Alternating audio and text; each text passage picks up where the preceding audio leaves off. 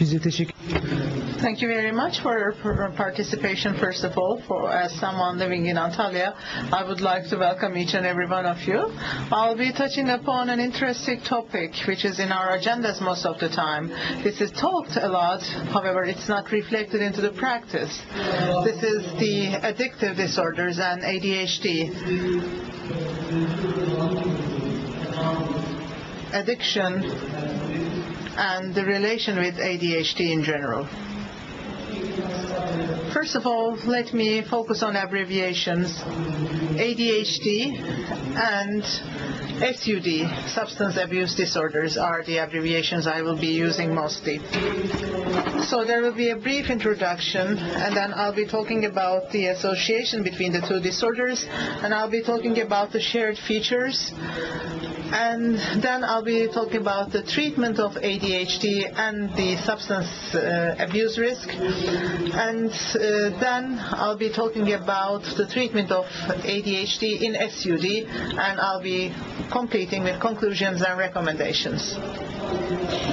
In the first presentations, it was mentioned that in the adults, the prevalence of ADHD is 4.4%. However, lately, I have seen lower figures being mentioned, like 2.5% in certain meta-analysis.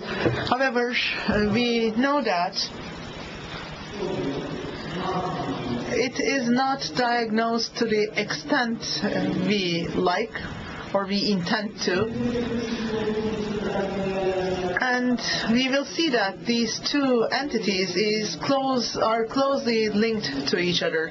If there are colleagues who are interested in addiction and ADHD, they will see that they have to be interested in the other field as well, regardless of which field they are in. And it is difficult to diagnose ADHD, and if there is an SUD complicating the situation, the task becomes more difficult. On the other hand, in addiction, we see that the ADHD alters the course of the situation and makes it harder, and the presence of other comorbidities are still frequent in the presence of both conditions.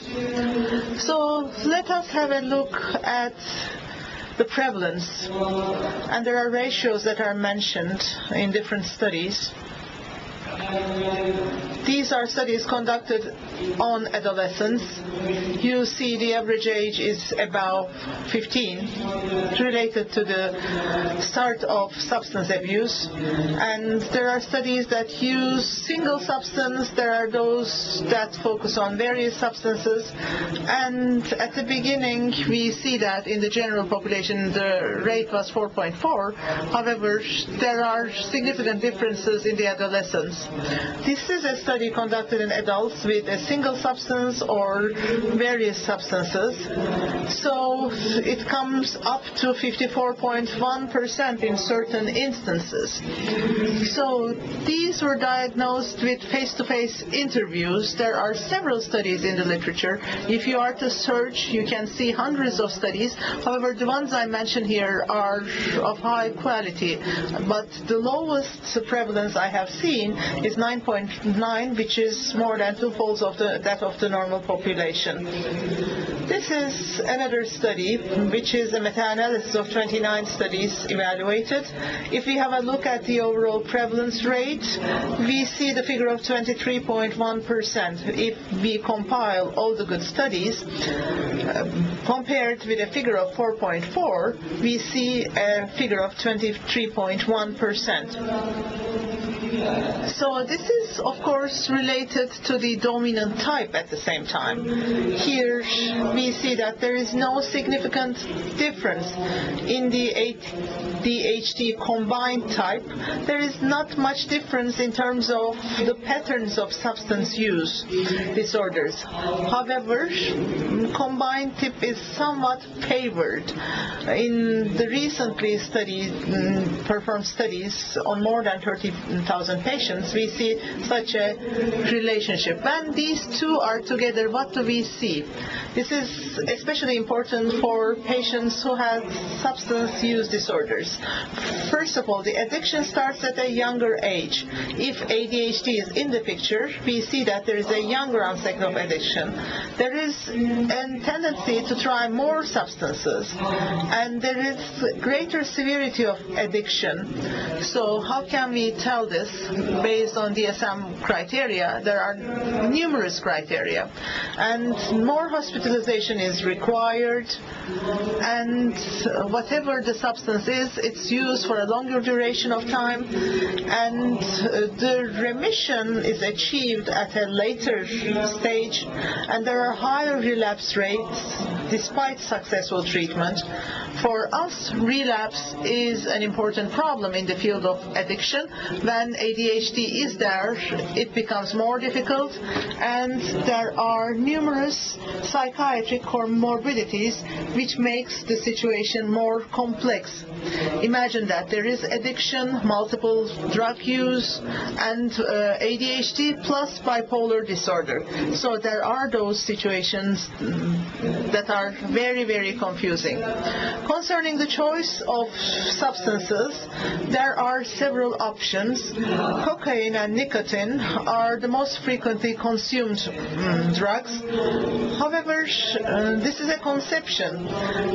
As concerns ADHD population, they have a similar distribution compared to the general population.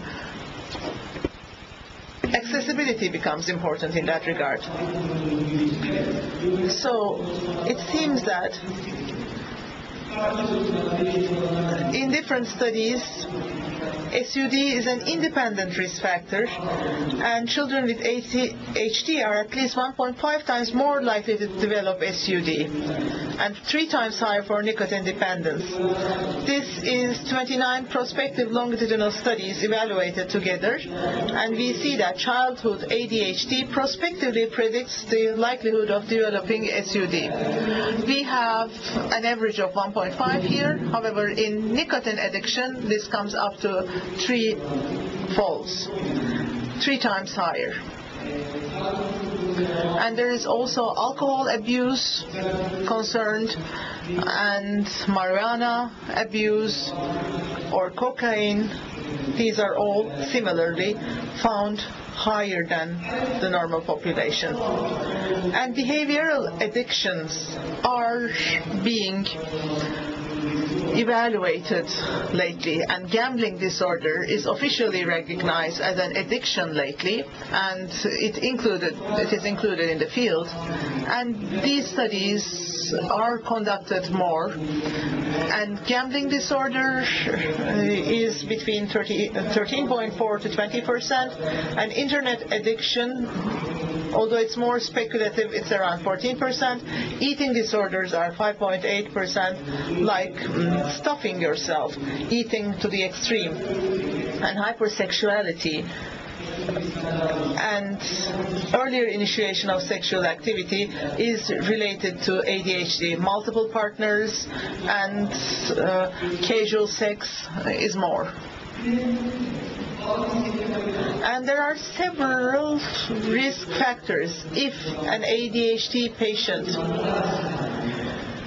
is there, under which conditions there are more risks. If there is a comorbid condition, first of all, I would like to concentrate on the fact that if there is a behavioral disorder, this is influencing the situation. If the kid has some type of a conduct disorder, the risk will increase. And also oppositional defiant disorder, bipolar disorder, eating disorders are found to be factors that are increasing risk. Partially treated or residual ADHD symptoms or late onset of stimulant treatment are mentioned as risk factors. And a competitive high school education And in Turkey, this is the case for everyone, so it becomes a general risk factor. And being a gang member or a member to a sorority at high school is also a risk factor. We are having challenges in the diagnosis because we don't consider it, we can't think about it, and if this is complicated with substance use, the situation becomes harder. And undiagnosed childhood ADHD is a great problem. However, in people who have substance abuse, it comes together with memory disorders. There are dysfunctional family conditions, and it is difficult to get a healthy family history from the family. So, is the functional abnormality or impairment due to the ADHD or substance use? It is difficult to differentiate this. Sometimes these two can be mixed, or states of substance intoxication or withdrawal might be mimicking ADHD. So it is helpful to focus on periods of abstinence, and the patient should be questioned more than once. Dopamine is the shared or the common pathway, we might say, for both of the abnormalities, and this is shown in several studies. And here there is, because of decreased levels of dopamine in ADHD, do they try to compensate it through a specific behavior or an addiction? So in neuroimaging, especially dorsal anterior cingulate cortex abnormalities are seen in both disorders. So it is difficult to control the behavior or identify priorities in certain instances in the frontostriatal region. And when this is complicated with substance use, the circuit is further hindered.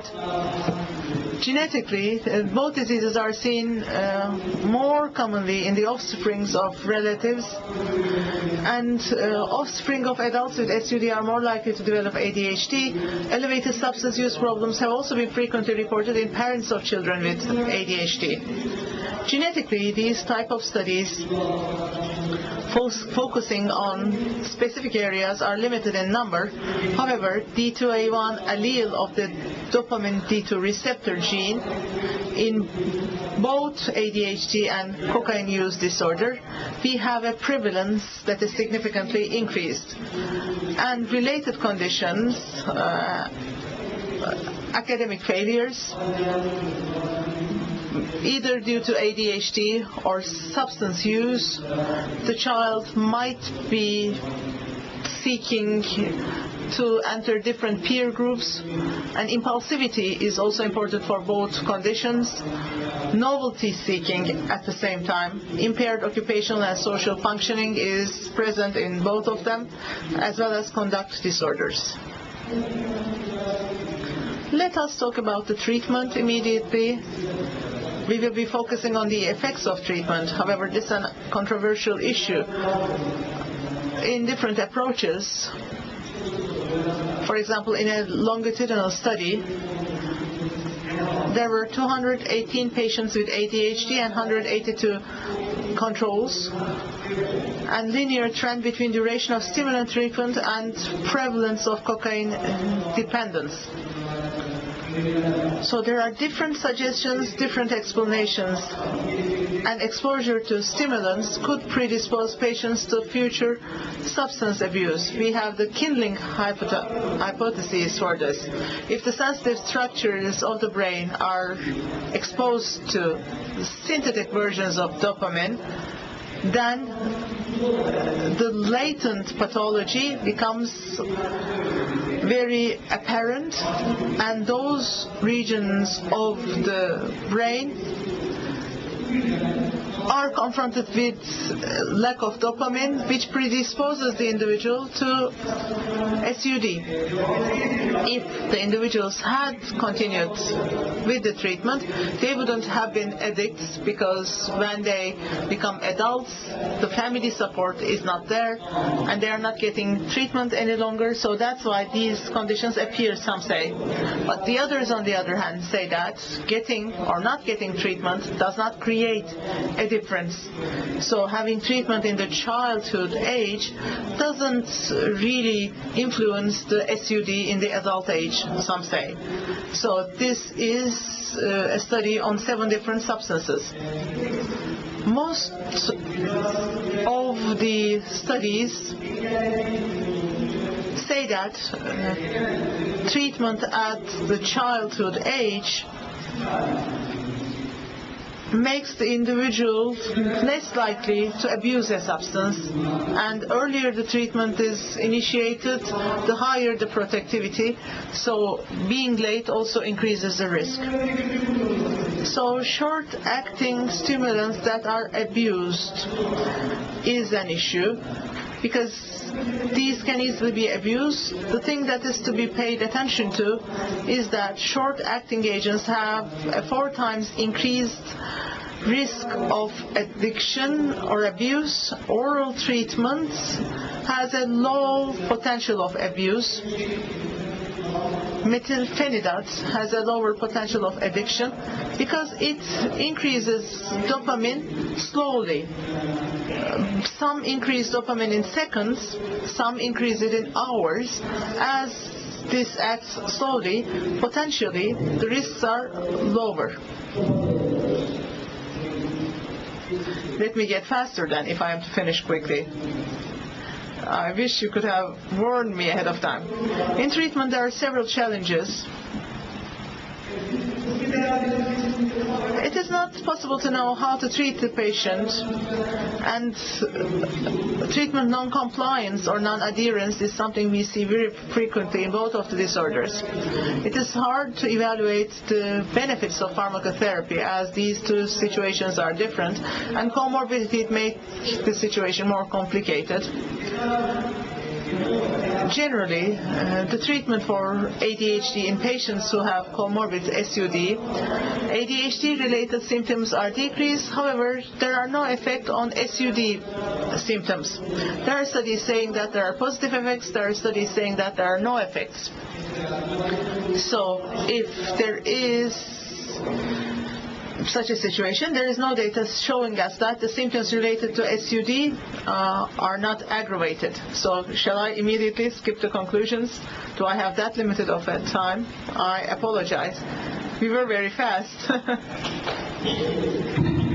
I didn't finish. I want to go over the conclusions. I don't want the things to be hanging in the air, actually. Yes, I want to read my conclusions. In conclusion, ADHD makes the process difficult in presence of SUD. There are limited research studies in the field concerning treatment. It might challenge us, and there needs to be an individualized approach based on the individual condition of the very patient. It is important to identify the limits and evaluate the patient for the presence of comorbidities, and there needs to be emphasis on strict adherence to treatment recommendations. We have to be strict and somewhat authoritarian to convince the patient. The family should definitely be included in the picture. The siblings, parents, or the loved ones, whoever or whomever is important in the individual's life, should be asked to come to the visits whenever possible. And there needs to be the distinction between the substance use and a history of SUD urine toxicology screening is helpful in that regard. We should carefully document dispensed stimulants, because we should be careful that the patient is getting the medication. We should be prioritizing extended release stimulants. We might consider prescribing non-stimulants if necessary, and we should have frequent psychotherapy, which might make our task easier. I can talk about the other details during the Q&A. Thank you very much. I would like to thank Fatih for this presentation. ADHD in adults is a young topic.